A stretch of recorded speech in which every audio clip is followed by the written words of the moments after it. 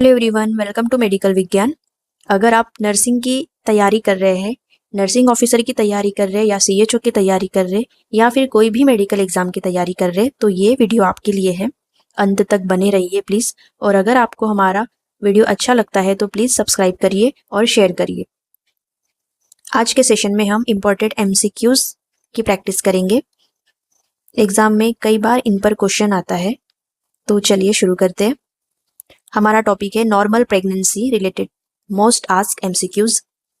सो हमारा पहला क्वेश्चन है, the normal duration of pregnancy is.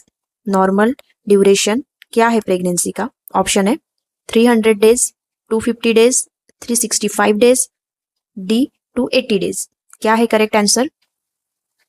तो करेक्ट आंसर होगा ऑप्शन डी 280 डेज। ये है करेक्ट आंसर। जो नॉर्मल ड्यूरेशन होता है प्रेगनेंसी का वो 280 डेज का होता है। सो करेक्ट आंसर है 280 डेज। नोट करके रखिए। नेक्स्ट क्वेश्चन है, a healthy newborn baby is born at term. एक जो हेल्दी न्यूबॉर्न बेबी रहता है वो बॉर्न होता है कौन से ड्यूरेशन में, कौन से टर्म में?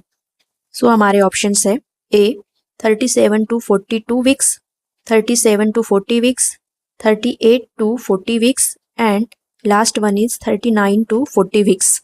क्या है इसका करेक्ट आंसर? तो इसका करेक्ट आंसर है ऑप्शन बी 37 to 40 वीक्स। जो नॉर्मल प्रेगनेंसी होती है वो 40 वीक्स तक कंटिन्यू होती है। 9 मंथ की जो रहती है 280 डेज की रहती है और 37 से लेके 40 वीक्स में अगर डिलीवरी होती है तो वो नॉर्मल एक डिलीवरी मानी जाती है। नेक्स्ट क्वेश्चन है हमारा question number 3, at term pregnancy uterus enlarge from 60 gram to. At term pregnancy means जब प्रेगनेंसी उसके एंड में है तो यूटेरस कितना एनलार्ज होता है। 60 ग्राम उस यूटेरस का नॉर्मल वेट होता है जब नॉन प्रेग्नेंट रहता है, तो नॉन प्रेग्नेंट से वो कितना एनलार्ज होता है प्रेगनेंसी में एट टर्म में। तो ऑप्शन है 800 ग्राम, 900 ग्राम, 850 ग्राम और 950 ग्राम। क्या है इसका करेक्ट आंसर? तो इसका करेक्ट आंसर है ऑप्शन डी 950 ग्राम्स। जो यूटेरस होता है उसका नॉन प्रेग्नेंट जो कंडीशन होती है उसमें वेट होता है 60 ग्राम और जब मदर कंसीव करती है तब उसका वेट हो जाता है 900 to 1000 ग्राम। इस रेंज में यूटेरस का वेट इंक्रीज होता है। तो इस पे क्वेश्चन आते हैं। नॉर्मल यूटेरस जो रहता है उसका भी वेट पूछा जाता है, कितने ग्राम का होता है, इस पे भी क्वेश्चन आते हैं। अब है हमारा next question, question number 4, the average weight of placenta at term. At term में प्लेसेंटे का एवरेज वेट क्या रहता है? ऑप्शन है 500 ग्राम, 100 ग्राम, 1500 ग्राम और 2000 ग्राम। 2000 ग्राम मीन्स 2 kg एंड ये 1.5 kg। तो कितना होता है प्लेसेंटा का वेट?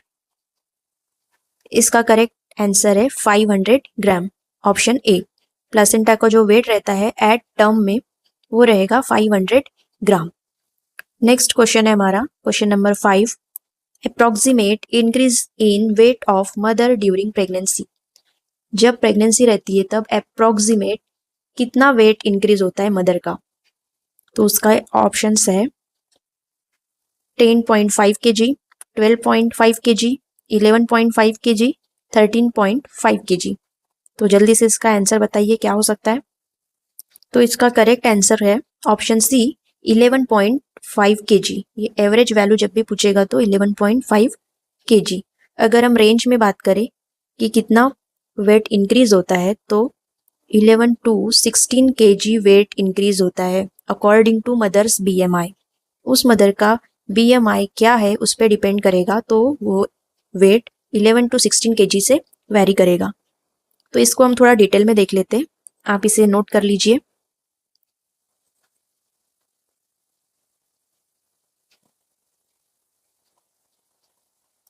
वेट गेन की बात कर रहे हैं हम, तो फर्स्ट ट्राइमेस्टर में 1 kg तक गेन होगा, सेकेंड ट्राइमेस्टर में 5 kg तक गेन होगा वेट थर्ड ट्राइमेस्टर में 5 kg गेन होगा। तो ऐसा अगर एवरेज बात करें तो 11 kg गेन होगा। थोड़ा डिटेल में बात कर लेते हैं। प्लासेंटा का वेट गेन होगा 500 ग्राम, ये जो हमने प्रीवियस MCQ में भी देखा था। फीटस का वेट कितना रहेगा? 3 kg। अमनियोटिक फ्लूइड कितना रहेगा? 0.8 kg मीन्स 800 ग्राम। यूटेरस का वेट अभी बताया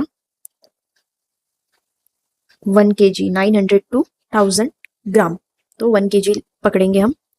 फिर उसमें आएगा फैट एंड प्रोटीन, तो कितना वेट हो जाएगा? 3 to 4 kg बढ़ जाएगा।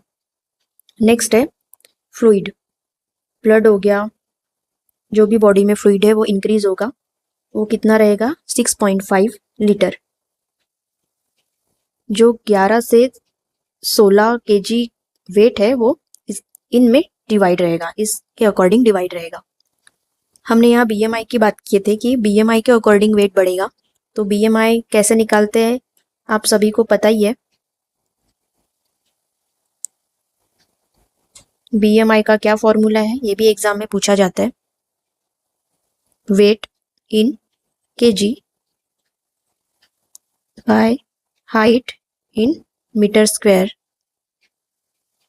तो इससे निकल जाएगा नॉर्मल BMI। नॉर्मल BMI का क्या रेंज रहेगा? नॉर्मल का 18.5 to 24.9 kg पर मीटर स्क्वायर, ये यूनिट है BMI का, तो ये नहीं भूलना है।